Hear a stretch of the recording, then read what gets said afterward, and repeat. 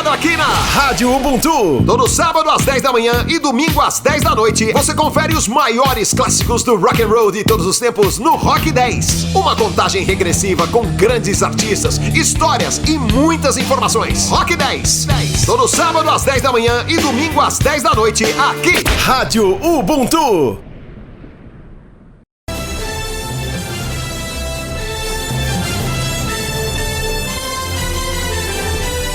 Está no ar a Voz do Brasil. As notícias do governo federal que movimentaram o país no dia de hoje. Olá, boa noite. Boa noite para você que nos acompanha em todo o país. Quinta-feira, 1º de agosto de 2024. Vamos ao destaque do dia: saúde de bebês e crianças. Agosto é mês de lembrar a importância da amamentação exclusiva até os 6 meses de idade. O Ministério da Saúde lança campanha voltada para as mães mais vulneráveis. O foco deste Agosto Dourado, mês dedicado à causa, é a redução das desigualdades relacionadas ao apoio à amamentação.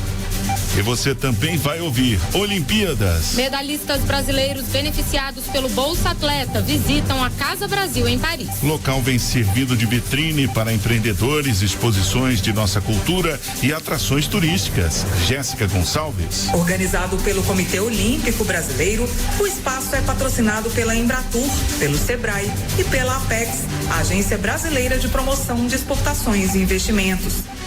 E ainda, o crescimento do agronegócio brasileiro. Julho foi mês de novo recorde na abertura de novos mercados internacionais para a venda de produtos brasileiros. Mais 34 países vão receber itens como camarões, óleos vegetais e animais e carnes do Brasil. Hoje, na apresentação da Voz do Brasil, Mariana Jungmann e Luciano Seixas. E acompanha a gente ao vivo em radiogov.ebc.com.br ou no canal Gov, na sua TV aberta. O ato de amamentar cria vínculo com a mãe e salva vidas de bebês e crianças. Mas conseguir ir adiante com o aleitamento materno não depende só da mãe, e sim de uma rede de apoio que dê suporte a esse ato. Amamentação, apoie em todas as situações. Esse é o tema da campanha deste Agosto Dourado do Ministério da Saúde. A meta do Brasil é atingir, até 2030, 70% de aleitamento exclusivo até os 6 meses de idade.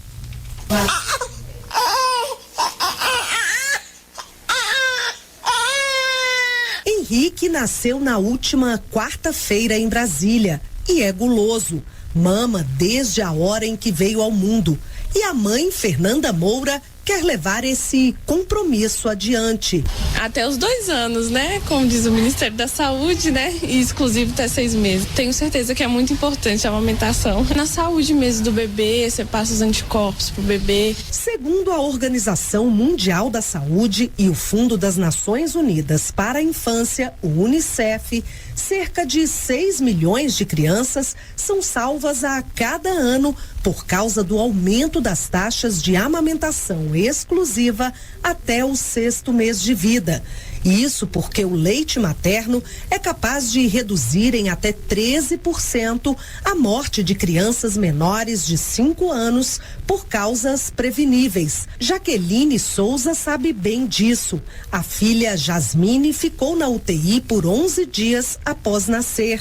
Ela conta que o leite materno foi fundamental para a saúde da menina. Foi instantâneo. Quando ela começou a tomar o leite, rapidamente ela praticamente recebeu alta da UTI, né? Então começou a pegar o peito tranquilamente e agora só quer mamar. Mas de acordo com o Ministério da Saúde, diversas condições impactam as famílias quando o assunto é aleitamento materno.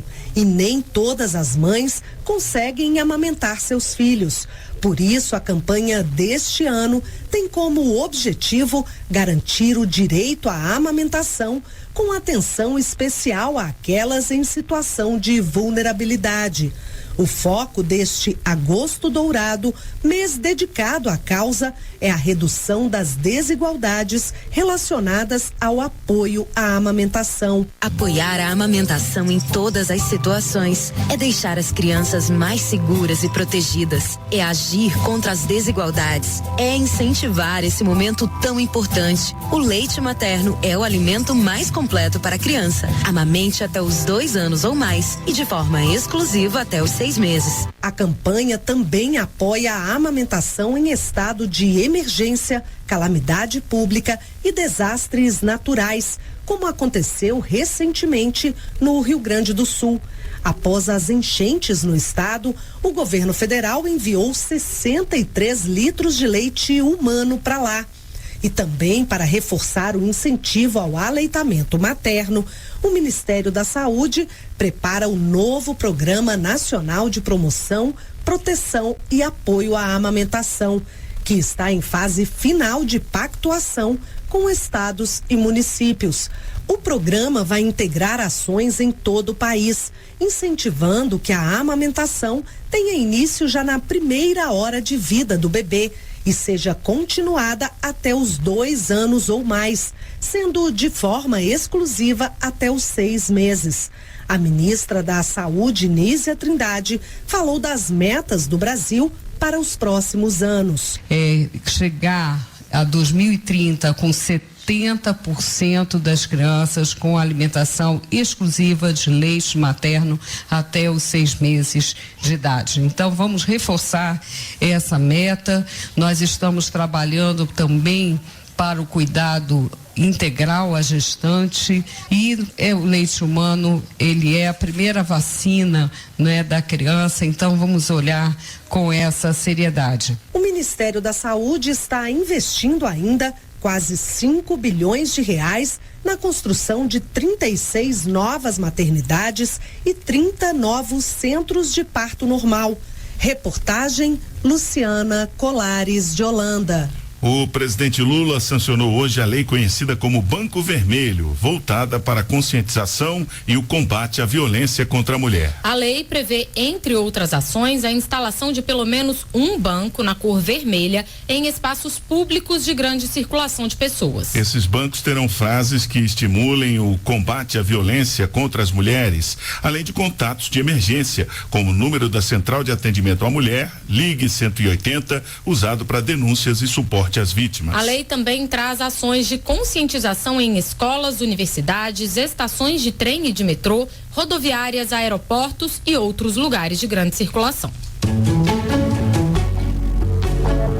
A expansão do agronegócio brasileiro não para. O mês encerrado ontem foi o melhor julho da série histórica em abertura de novos mercados para os produtos do Brasil. O agronegócio brasileiro já abriu este ano 88 novos mercados para seus produtos em 34 países de todos os continentes. O número já é melhor que todo o ano passado, que teve marca histórica de 78 novos mercados em 39 países. E o mês encerrado ontem também bateu recorde como o melhor julho já registrado. Foram abertas 16 novas oportunidades de mercado em 9 países. E os produtos vendidos têm sido bastante diversificados, como vísceras comestíveis para o Chile, gorduras e óleos de aves e ruminantes para o Equador, camarões para a Austrália e ovos e pescados para Cuba. Eles contribuem para o fechamento positivo da balança comercial brasileira, como aumento das exportações. No primeiro semestre deste ano, o agronegócio foi responsável por quase 50% das exportações brasileiras. De janeiro do ano passado para cá, foram abertos 166 mercados internacionais para os produtos agropecuários do Brasil. Ana Gabriela Salles para a Voz do Brasil. E um queijo artesanal produzido por um casal de um assentamento no município de Caçadora, em Santa Catarina, obteve medalha de ouro na 7ª edição do Prêmio Queijo Brasil. Foram mais de 1.500 concorrentes de 20 estados brasileiros disputando a classificação. A família, formada pelo casal Adriana e Arley Camargo, iniciou o negócio há 8 anos, com 5 vacas emprestadas, e conseguiu ampliar o negócio com créditos do Instituto Nacional de Colonização e Reforma Agrária, INCRA, e o Programa Nacional de Agricultura Familiar. O crédito foi obtido um ano após a regularização do assentamento e hoje a pequena indústria beneficia 300 litros de leite por dia. Brasil nas Olimpíadas.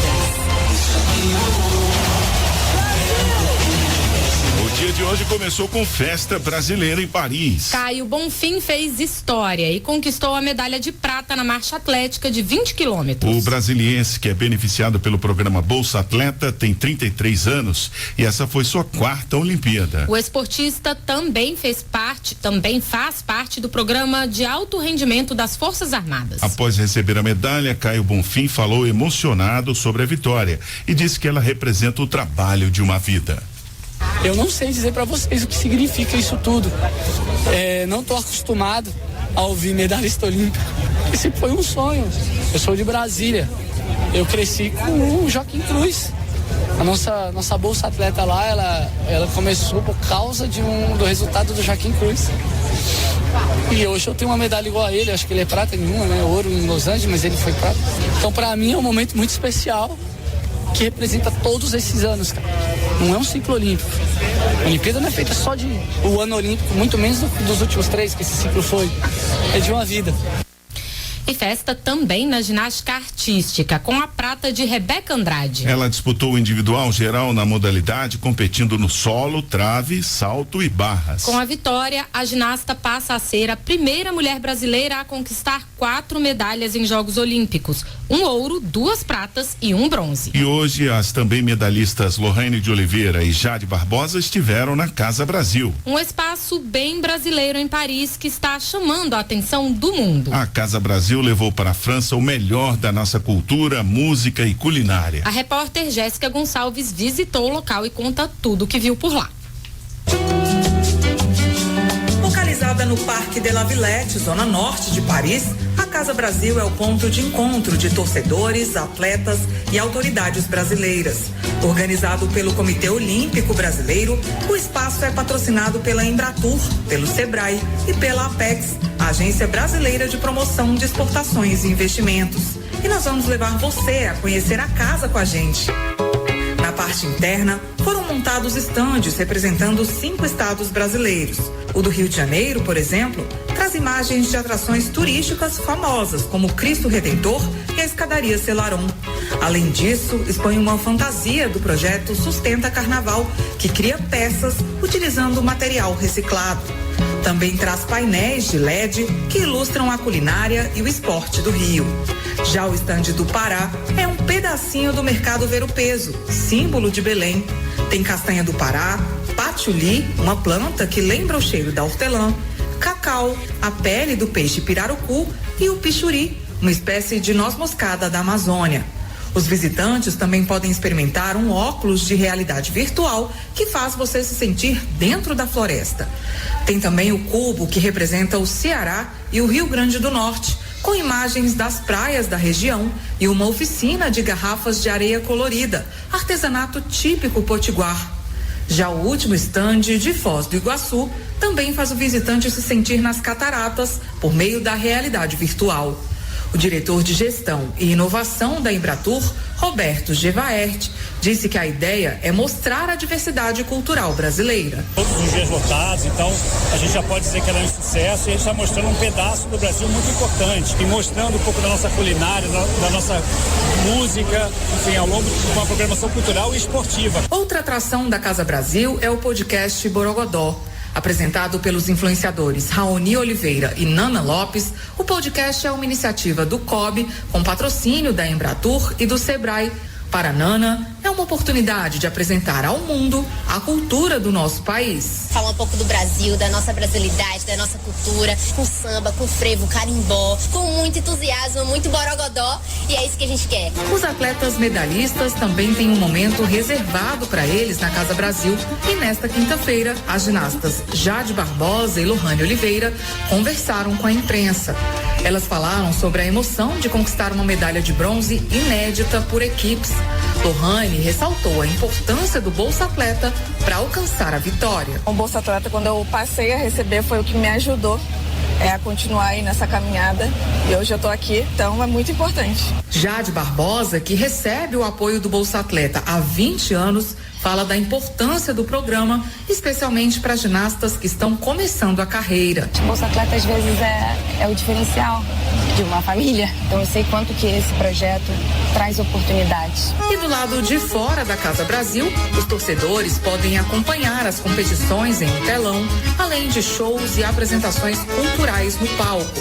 O espaço também conta com áreas de convivência, uma quadra de vôlei de areia, onde são realizadas oficinas de vôlei, e uma quadra poliesportiva, que além dos esportes, também é um espaço para oficinas culturais, como essa de carimbó, dança tradicional da região norte do Brasil. De Paris, na França, Jéssica Gonçalves.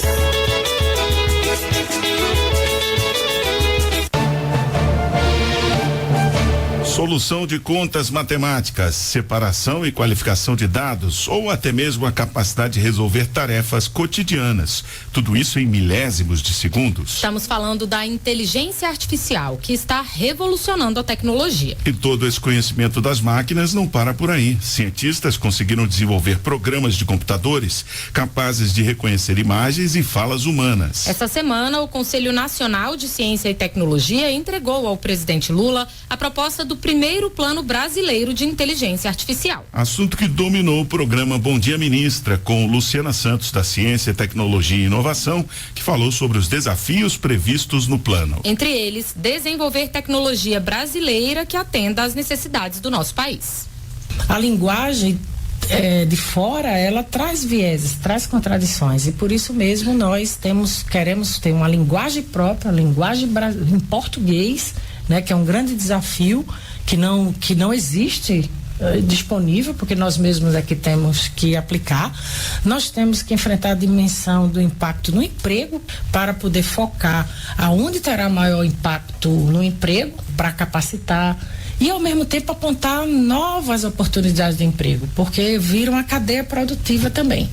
O plano prevê um investimento de 23 bilhões de reais e a compra de um dos supercomputadores mais potentes do mundo. O programa Bom Dia Ministra é produzido pela empresa Brasil de Comunicação. O Ministério da Saúde vai monitorar situações em que as mudanças climáticas possam provocar uma emergência de saúde pública. Por exemplo, casos de seca extrema, como o vivido atualmente no Pantanal, ou o oposto, de chuvas e enchentes, como as que ocorreram no Rio Grande do Sul e que desencadearam uma preocupação com a contaminação por leptospirose, tétano e outras doenças. E para fazer esse monitoramento, o Ministério está criando uma sala de situação nacional de emergências climáticas em saúde. A diretora do Departamento de Vigilância em Saúde Ambiental e Saúde do Trabalhador do Ministério da Saúde, Agnes Soares, explica que a sala também vai ajudar a identificar quando surtos ou problemas locais podem se agravar e se tornar uma emergência nacional.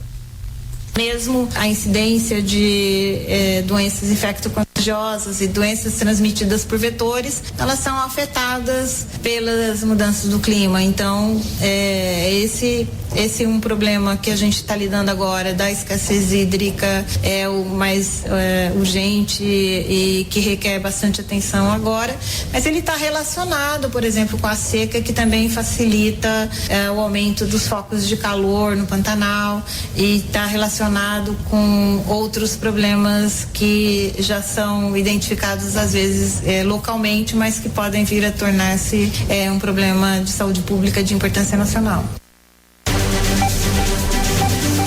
Você conhece o programa Celular Seguro? A iniciativa permite que o usuário cadastre seu número em site ou aplicativo e, em caso de furto, roubo ou perda, a própria vítima pode acessar a conta e bloquear o aparelho. E hoje foi apresentada pelo Ministério da Justiça e Segurança Pública uma nova fase do programa, aprimorada e estendida. A ação é voltada para a recuperação de aparelhos furtados ou roubados, a partir da criação de um protocolo nacional de recuperação de celulares. Para a elaboração do protocolo, foi criado um grupo de trabalho com integrantes dos governos federal e estados. O grupo, que terá 90 dias para apresentar resultados, terá como base experiência do Piauí na recuperação de celulares. E qual a ideia? É dar mais opções ao dono do aparelho após a adoção do protocolo nacional para quem já utiliza o celular seguro. O usuário poderá fazer o bloqueio total do aparelho ou escolher bloquear apenas os aplicativos e o chip, acionando o modo recuperação, o que vai permitir a possibilidade de recuperação do celular. O ministro da Justiça e Segurança Pública, Ricardo Lewandowski, falou sobre a importância da iniciativa para a população brasileira. É um passo importante no sentido de fortalecer a segurança do cidadão comum, porque o celular hoje é um meio de comunicação importantíssimo. Hoje, quem sai sem celular parece que saiu sem uma parte de sua roupa, ou sem um braço, sem uma perna. Portanto, esta é uma experiência importantíssima que nós vamos agora, com muito respeito, muita humildade, aproveitar e tentar disseminar no Brasil como um todo. O programa Celular Seguro já conta com mais de 2 milhões de pessoas cadastradas no sistema, lançado em dezembro do ano passado. E já foram disparados 68 mil alertas de bloqueio. Você pode se inscrever por meio do aplicativo ou no site celularseguro.mj.gov.br. Uma iniciativa que coleta computadores velhos e inutilizados e os transforma em equipamentos de qualidade para quem precisa. É o programa Computadores para a Inclusão do Governo Federal, que apoia a inserção de brasileiros de todas as idades no mundo digital. As máquinas são distribuídas para centros de recondicionamento de computadores, que são uma espécie de oficina onde são reformados. Os equipamentos são doados por órgãos públicos e, após o conserto, são distribuídos para entidades públicas ou organizações sem fins lucrativos, geralmente escolas públicas e grupos mais vulneráveis, como quilombolas e indígenas. Nos centros de recondicionamento, também há capacitação para a recuperação das máquinas e treinamentos de informática.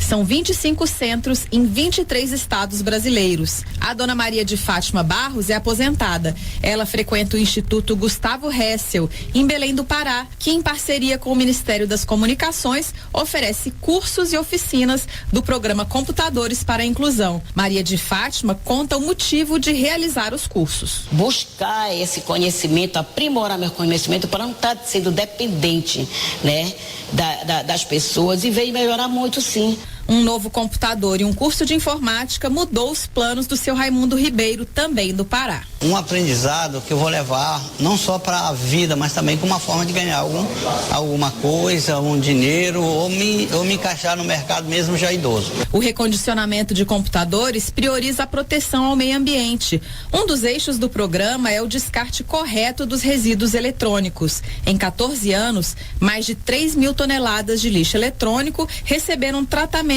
no âmbito do programa. Ao todo, já foram 40 mil computadores doados e 39 mil alunos treinados. O Ministério das Comunicações financia parte da compra de peças e outras necessidades das oficinas. A adesão ao Computadores da Inclusão é restrita a pessoas jurídicas e pode ser feita pessoalmente no centro de recondicionamento ou no site do Ministério das Comunicações, no endereço gov.br/mcom.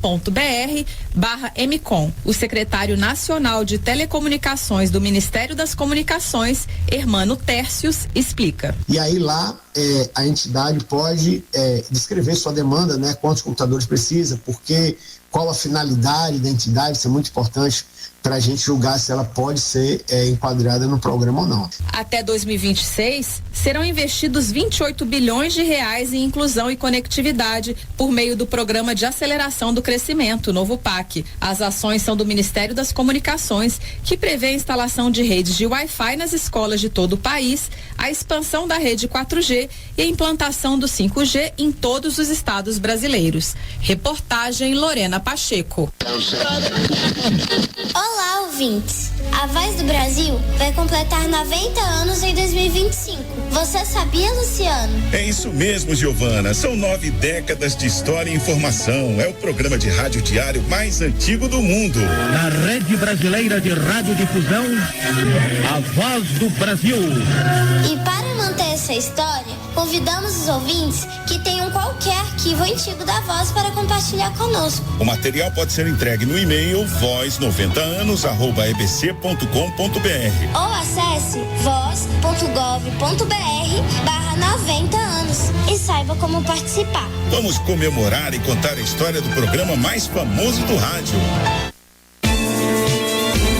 Brasil, Colômbia e México divulgaram hoje uma nota conjunta em solidariedade ao povo da Venezuela, que compareceu às urnas em 28 de julho. Segundo a nota, as controvérsias sobre o processo eleitoral devem ser resolvidas pela via institucional e o princípio fundamental da soberania popular deve ser respeitado. Os governos dos 3 países dizem ainda que acompanham com atenção a situação e fizeram um chamado às autoridades eleitorais da Venezuela para que divulguem publicamente os dados por mesa de votação. A nota finaliza dizendo que manter a paz social e proteger vidas humanas devem ser as preocupações prioritárias nesse momento. No último domingo, o Conselho Nacional Eleitoral da Venezuela declarou a vitória ao atual presidente venezuelano Nicolás Maduro, mas a oposição alega fraude no processo. E essas foram as notícias do governo federal. Fique agora com as notícias do Poder Judiciário e do Congresso Nacional. Boa noite, até amanhã. Boa noite para você, até amanhã. A Voz do Brasil. Governo Federal.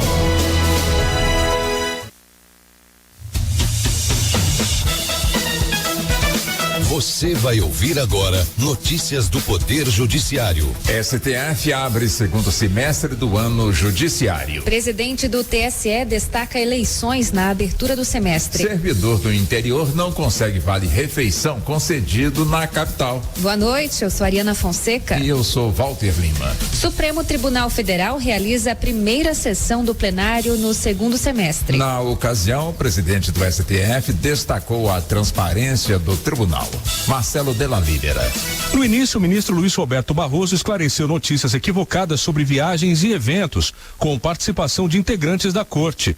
Barroso explicou que nenhum ministro viaja com despesas pagas pelo Supremo e destacou a transparência do tribunal. Nenhum tribunal do mundo é mais transparente do que o Supremo Tribunal Federal. Nós deliberamos na frente da televisão. Todo mundo pode assistir o que nós estamos fazendo. E nós temos um portal de transparência com todas as despesas. Barroso ressaltou ainda alguns projetos como o aplicativo TV Justiça Mais, os avanços no programa de inteligência artificial e a construção de usinas fotovoltaicas para tornar o STF autossustentável em matéria energética.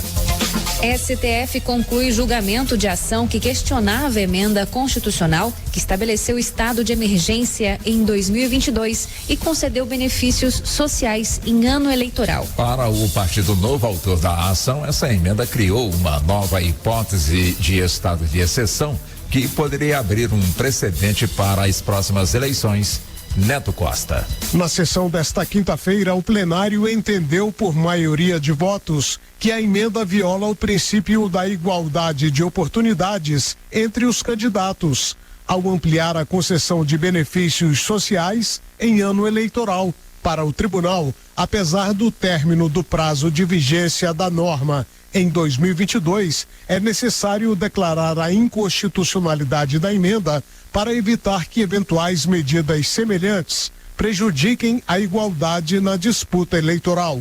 O colegiado afirmou que a decisão não afeta os cidadãos que receberam os benefícios de boa-fé.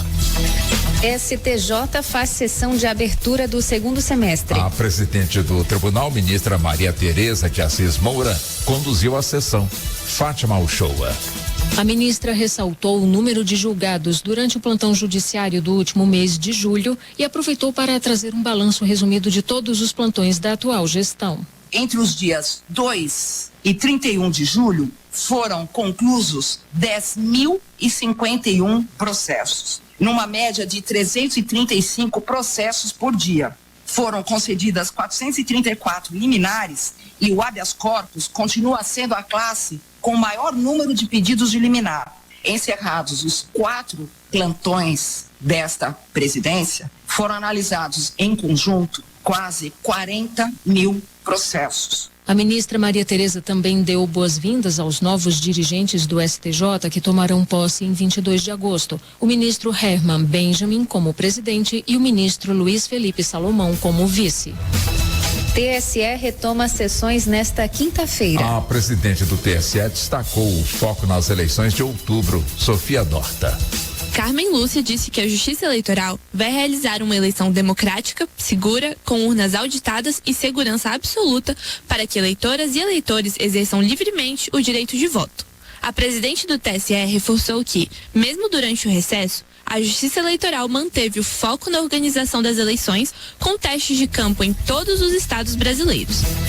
Servidor do interior não consegue vale-refeição concedido na capital. A decisão é da 6ª turma do TST, Larice de Paula.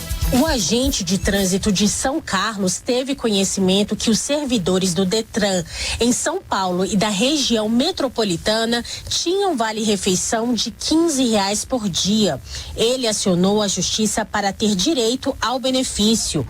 O caso chegou ao Tribunal Superior do Trabalho e a 6ª turma seguiu o entendimento do STF de que, sem uma lei específica, não cabe ao Poder Judiciário estender o benefício com base no princípio da isonomia.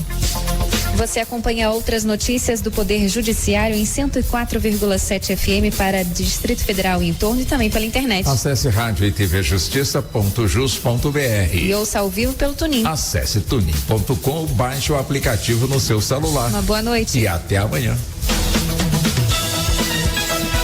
Notícias do Poder Judiciário, uma produção da Rádio Justiça, Supremo Tribunal Federal.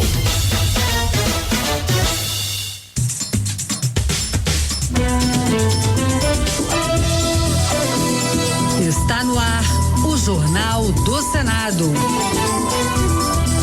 Eu sou Paula Groba e estes são os destaques de hoje do Jornal do Senado, que começa agora.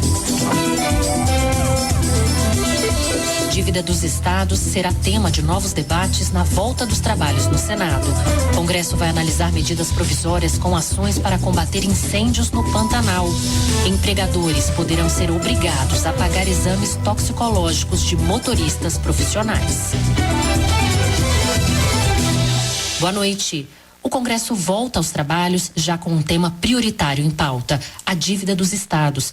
Hoje, pelo menos 4 estados mais endividados não conseguem arcar com o pagamento de dívidas com a União e reclamam dos altos juros cobrados. Autor de uma proposta que prevê uma nova fórmula de cobrança, o presidente Rodrigo Pacheco defende que a inadimplência total ou parcial dos estados, hoje uma realidade, poderá ser revertida. A repórter Marcela Cunha tem os detalhes. A proposta, que busca resolver as dívidas bilionárias dos estados com a União, foi apresentada pelo presidente do Senado, Rodrigo Pacheco, após reuniões com governadores e representantes do governo. A estimativa é a de que as dívidas somem mais de 765 bilhões de reais. Cerca de 90% desse montante pertence a 4 estados: Goiás, Minas Gerais, Rio de Janeiro e Rio Grande do Sul. Hoje elas são corrigidas pela inflação mais 4%. A nova proposta cria o Propag, Programa de Pleno Pagamento de Dívidas dos Estados. Além de congelar a dívida no valor atual, ele prevê o parcelamento em 30 anos e altera o indexador.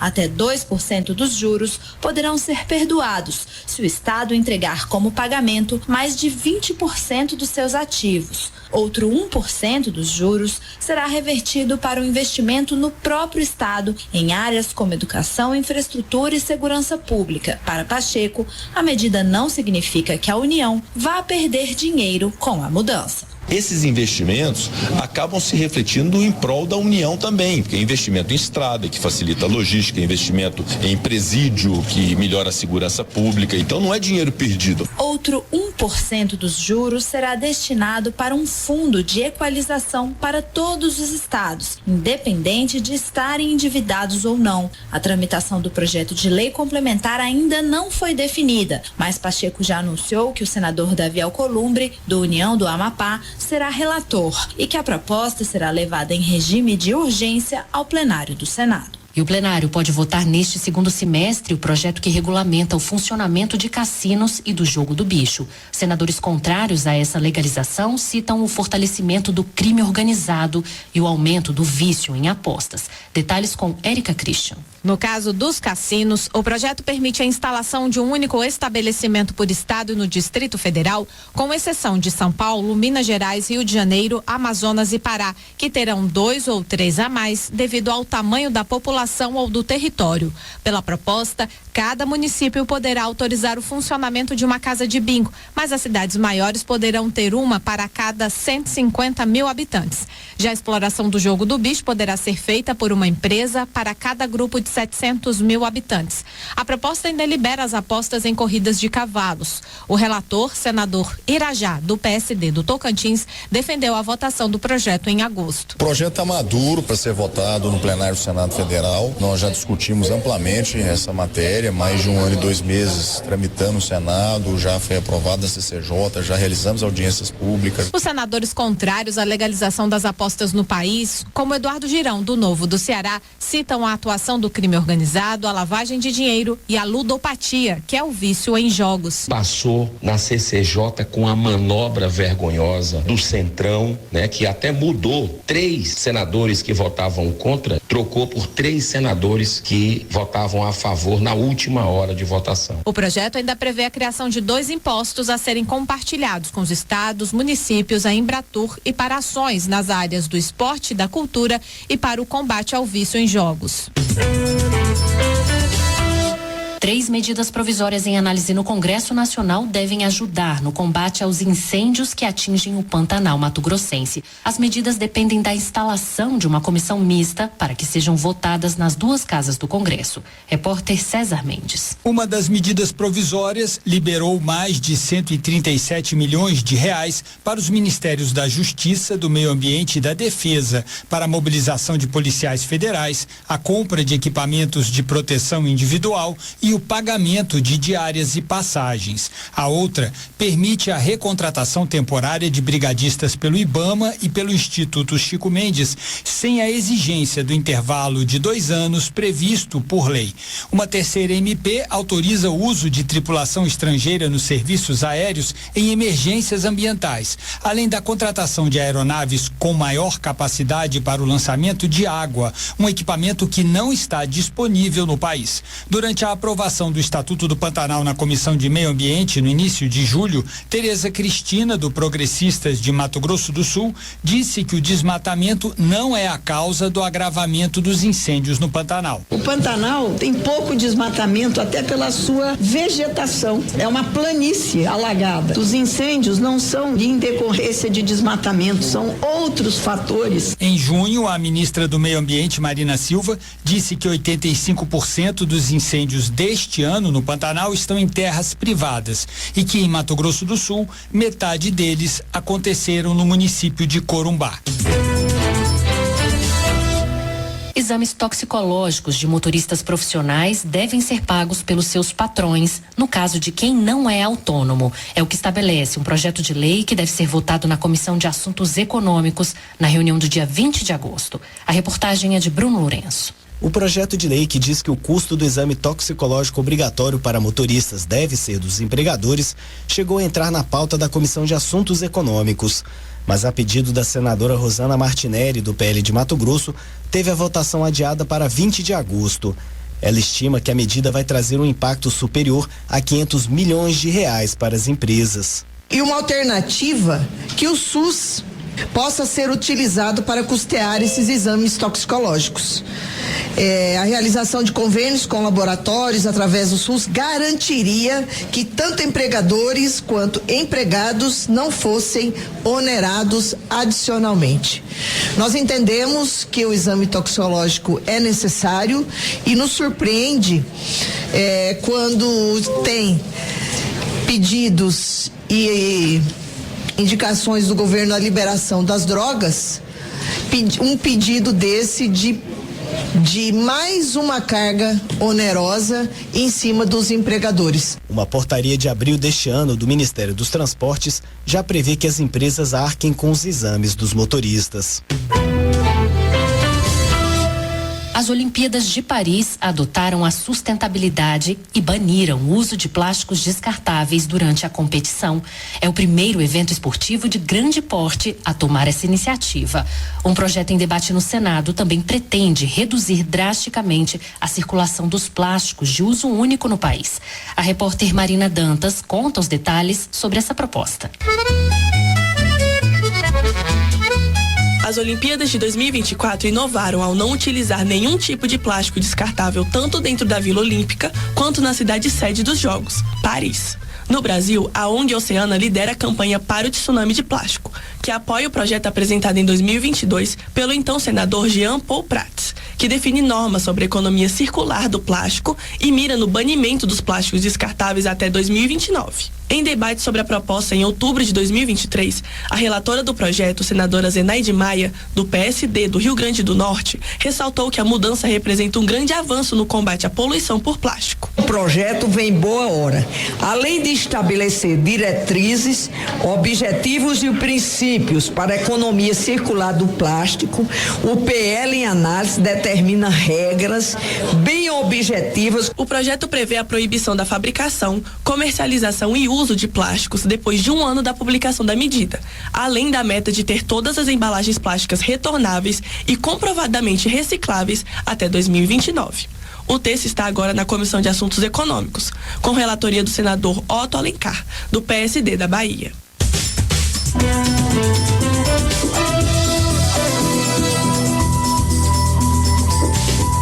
Com trabalhos técnicos de Eliseu Caires, o Jornal do Senado fica por aqui. Acompanhe agora as notícias da Câmara dos Deputados. Boa noite e até amanhã.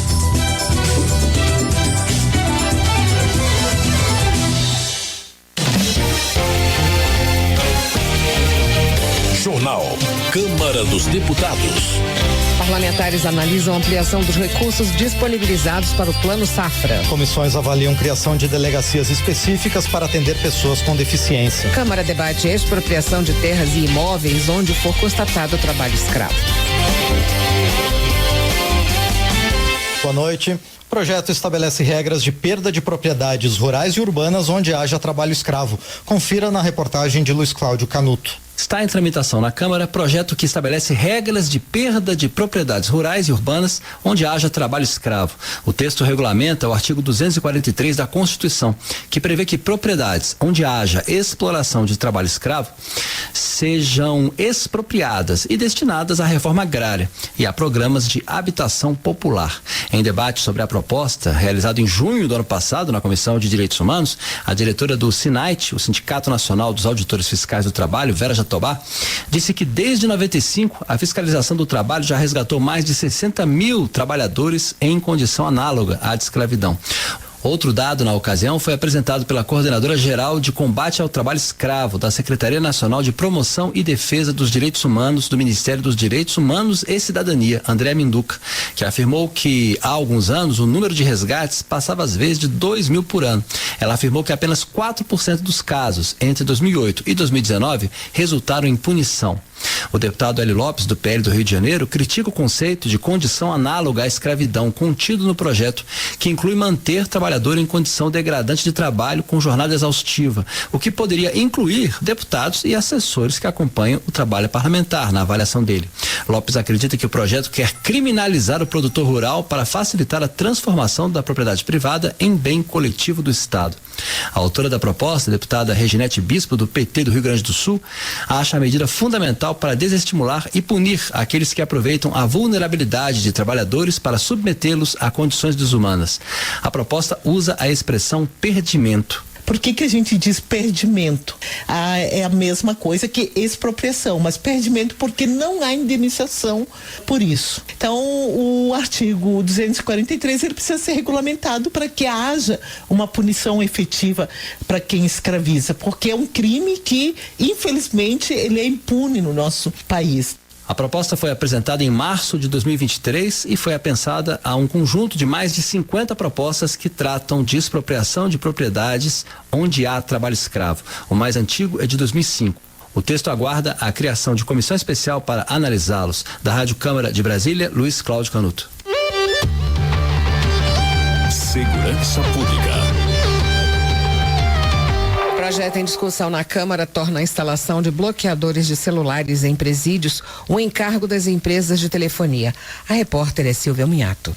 A Comissão de Comunicação da Câmara analisa o projeto de lei que obriga as prestadoras de serviços de telefonia móvel a instalar bloqueadores de celular em presídios. A proposta foi apresentada pelo deputado Sanderson, do PL do Rio Grande do Sul, e outros 6 parlamentares. Eles ressaltam que as atuais tecnologias já permitem, a custos razoáveis, a instalação de modernos sistemas de bloqueio de sinais de telefonia celular em diversas áreas do país. Sanderson citou o exemplo de El Salvador e explicou que a questão é urgente.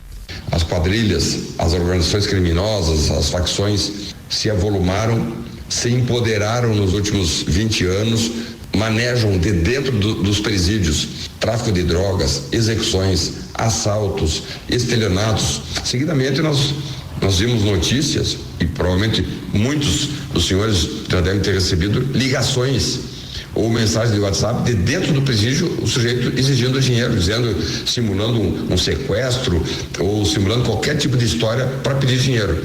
Se a proposta virar lei, as operadoras de telefonia terão 90 dias a partir da publicação da nova norma para instalarem os bloqueadores. O projeto que torna a instalação de bloqueadores de celulares em presídios um encargo das empresas de telefonia também será analisado pelas comissões de segurança pública e combate ao crime organizado e de Constituição, Justiça e de Cidadania.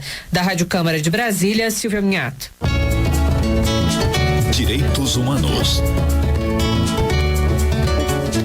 Câmara avalia a criação de delegacias de polícia especializadas no atendimento de pessoas com deficiência. O repórter João Gabriel Freitas tem os detalhes. A Câmara dos Deputados avalia a criação de delegacias de polícia especializadas no atendimento de pessoas com deficiência. A proposta foi aprovada pela Comissão de Segurança Pública e Combate ao Crime Organizado, com acréscimo de outro texto que traça as diretrizes desse serviço especial. O novo departamento de polícia seria responsável por investigar e combater crimes cometidos contra pessoas com deficiência, como violência física, maus tratos e discriminação. O projeto também determina que a delegacia deverá contar com policiais capacitados nesse tipo de atendimento, intérpretes e psicólogos para melhorar a comunicação entre a polícia e os cidadãos. Pelo texto do deputado Áureo Ribeiro, do Solidariedade do Rio de Janeiro, deverão contar com uma unidade os municípios com mais de 95 mil habitantes. Segundo o Instituto Brasileiro de Geografia e Estatística, o IBGE, 18,6 milhões de pessoas convivem com algum tipo de deficiência no Brasil. O relator na Comissão de Segurança Pública, deputado Sargento Portugal, do Podemos do Rio de Janeiro, cita no seu parecer casos bem-sucedidos de departamentos especiais nos estados de São Paulo, Minas Gerais, Paraná e Rio Grande do Sul. Porém, apenas São Paulo tem uma delegacia exclusiva para pessoas com deficiência. O Sargento Portugal defende que a criação de delegacias especializadas também envolveria a participação de outros órgãos, como o Ministério Público. Ele ressalta que um dos objetivos da proposta é promover ações de conscientização para combater a cultura de violência contra pessoas com deficiência. Isso pode incluir a realização de campanhas educativas,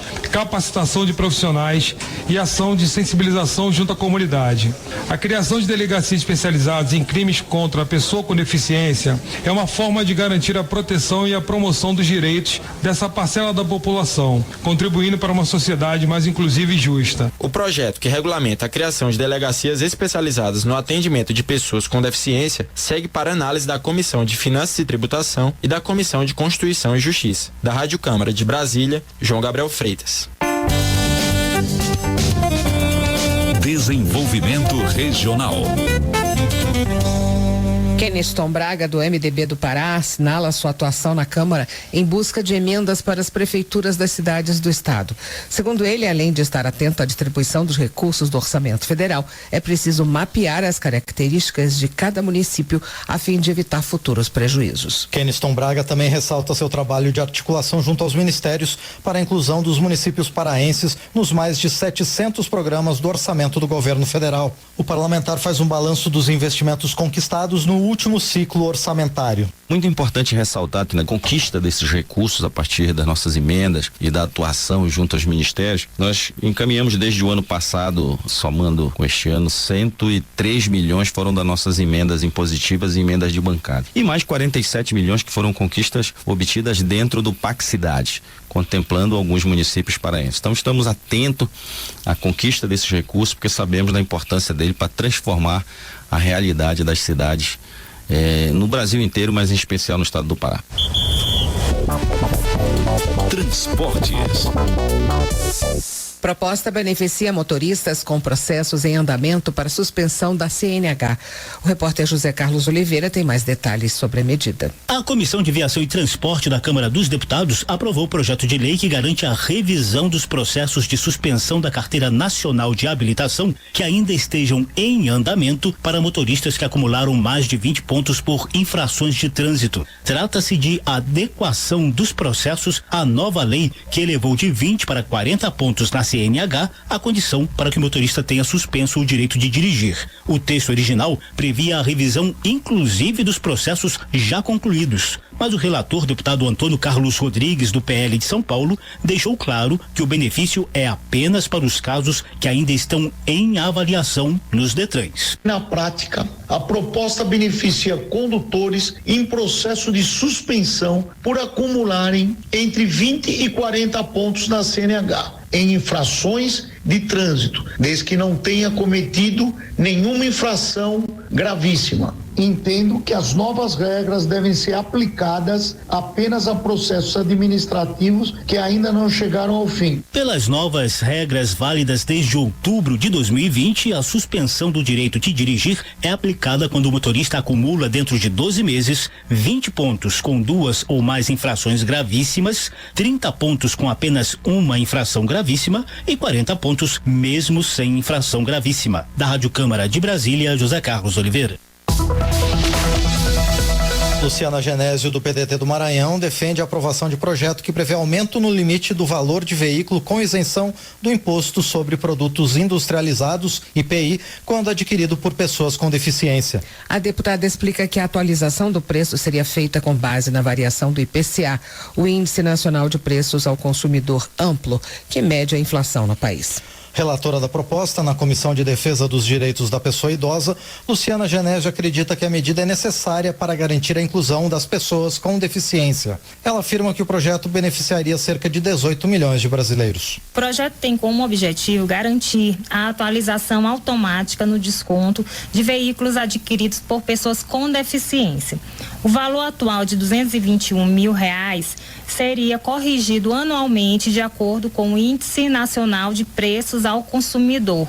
Houve pedido de vistas do projeto e a ideia é votarmos ainda este ano, conquistando mais essa vitória para as pessoas com deficiência. Segundo os dados do IBGE, o projeto beneficiaria em torno de 8,9% da população brasileira, que tem algum tipo de deficiência.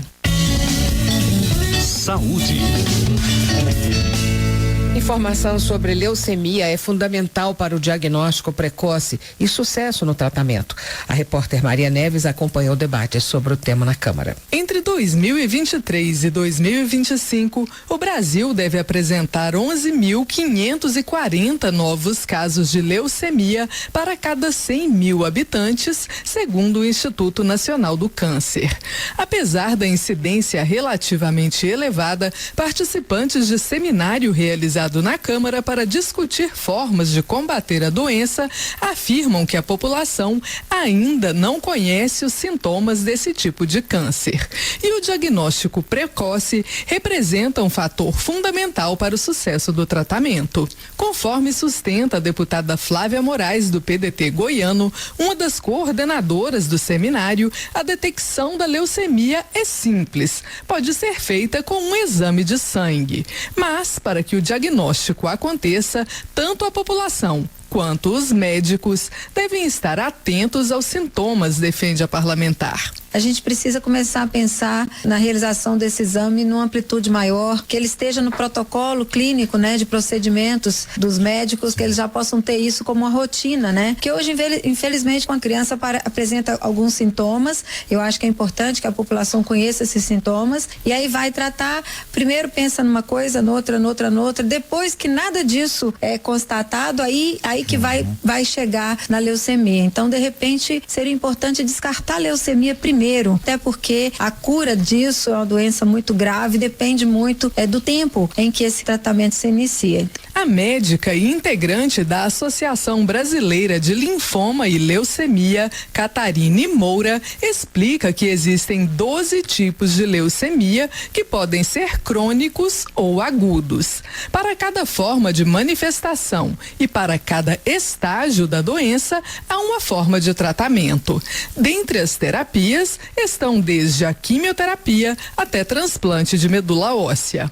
Quanto às manifestações da leucemia, as formas crônicas podem permanecer assintomáticas por anos, de acordo com o Instituto Nacional do Câncer. Já os tipos agudos apresentam sintomas variados. Além da anemia causada pela diminuição dos glóbulos vermelhos, o paciente pode ter sintomas como febre, fadiga, falta de ar, palpitação e dores de cabeça. A redução dos glóbulos brancos provoca problemas como baixa da imunidade, o que torna o organismo mais sujeito a infecções, muitas vezes graves ou recorrentes, informa o Instituto do Câncer. Os especialistas afirmam que hoje a medicina conta com muitas possibilidades de cura ou controle da leucemia. No entanto, os pacientes encontram dificuldades no acesso aos tratamentos. Segundo a deputada Flávia Moraes, um dos grandes gargalos são as diferenças regionais do sistema de saúde, que acolhe de forma muito diferente um paciente do norte ou do sudeste do país, por exemplo. Embora o Brasil conte com uma lei de iniciativa da própria Flávia Moraes, que obriga o Sistema Único de Saúde a iniciar o tratamento do paciente com câncer em no máximo 60 dias depois do diagnóstico, a realidade ainda não é essa, afirma a deputada. A médica Catarine Moura concorda. Existe um percentual grande que tem dificuldade de acessar o tratamento no tempo adequado. E a gente sabe que tratamento de câncer depois da hora não tem tanta efetividade. Na opinião de Flávia Moraes, uma das formas de melhorar o acesso da população ao diagnóstico e ao tratamento do câncer é por meio da descentralização da rede, com a criação de centros de atendimento em todo o país. Para o diretor da Associação Brasileira de Hematologia e Hemoterapia, Jorge Vaz, também é preciso incorporar novas tecnologias de tratamento ao sistema de saúde, absorver as tecnologias que já existem e tentar garantir o acesso dos pacientes. O médico afirma que essas exigências valem tanto para o sistema de saúde público quanto para a saúde suplementar. Da Rádio Câmara de Brasília, Maria Neves. Agricultura. Heitor Chu, do PSB do Rio Grande do Sul, expressa seu contentamento com a ampliação de crédito para a agricultura familiar, prevista no Plano Safra de 2024-25. O parlamentar congratula o governo federal por oferecer apoio ao agronegócio exportador e ao pequeno produtor que abastece o mercado interno e cobra garantias para o Proagro.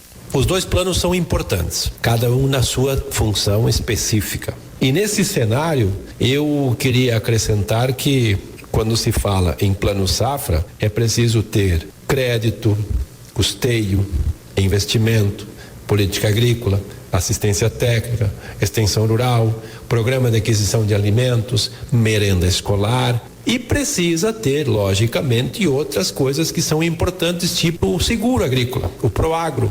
Porque como é que um agricultor vai colocar uma semente na terra com uma tecnologia alta sem a garantia de seguro se ele perder a lavoura? Heitor Chu aguarda para a segunda quinzena de agosto a retomada das discussões no Congresso sobre as dívidas dos agricultores impactados pelas enchentes no sul do Brasil, trazendo tranquilidade aos que necessitam recorrer ao novo Plano Safra. Arnaldo Jardim, do Cidadania de São Paulo, vice-presidente da Frente Parlamentar da Agropecuária, reconhece a robustez dos recursos disponibilizados no Plano Safra, mas acompanha as críticas feitas às mudanças no seguro rural.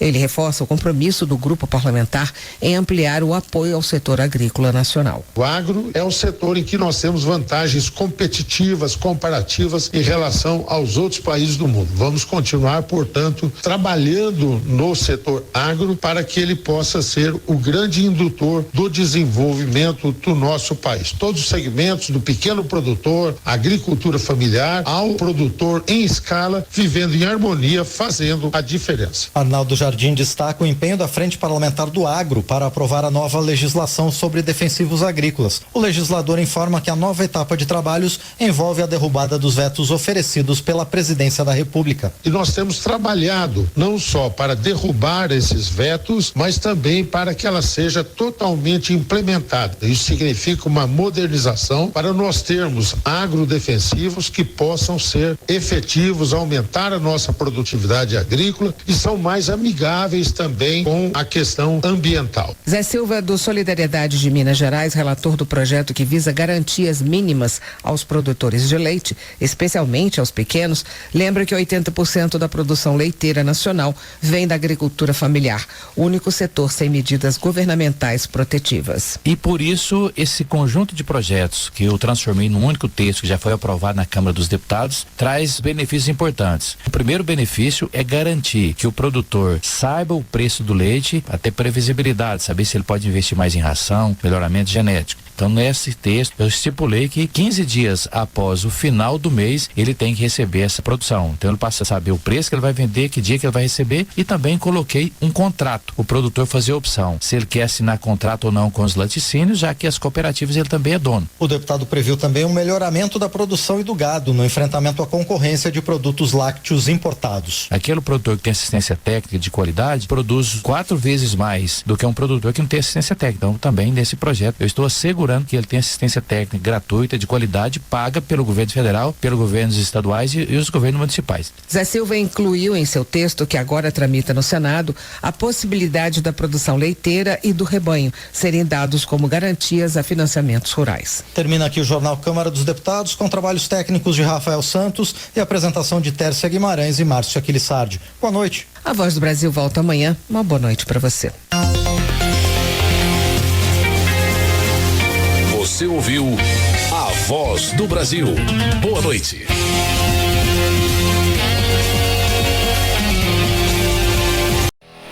Você ligado aqui na Rádio Ubuntu. Todo sábado às 10 da manhã e domingo às 10 da noite, você confere os maiores clássicos do rock and roll de todos os tempos no Rock 10. Uma contagem regressiva com grandes artistas, histórias e muitas informações. Rock 10. Todo sábado às 10 da manhã e domingo às 10 da noite, aqui. Rádio Ubuntu.